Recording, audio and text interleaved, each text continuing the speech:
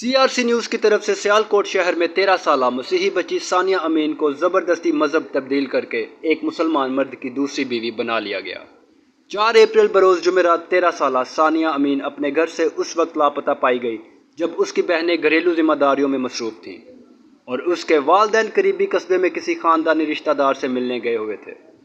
خاندان کی طرف سے ایک مکمل تلاش کے طور پر جو کچھ شروع ہوا وہ افسوسناک طور پر ان کی نابالغ بیٹی کے اغوا، جبری تبدیلی مذہب اور ایک ایسے مسلمان مرد جس کا نام محمد سیف علی سے شادی کے دردناک انکشاف میں سامنے آ گئے، جو پہلے سے شادی شدہ ہے۔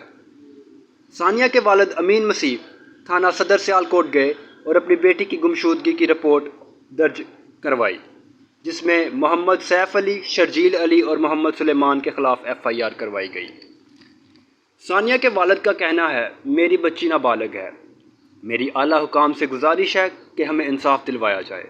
ہم اپنے ناظرین کو ثانیہ مسیح کے متعلقہ مزید اپڈیٹس کے لیے آگاہ کرتے رہیں گے اور اس سے جڑی کوئی بھی نئی خبر ملتی ہے ہم آپ تک پہنچائیں گے۔ معلومات کا قابل اعتماد ذریعہ CRC۔ جڑے رہیے CRC کے ساتھ۔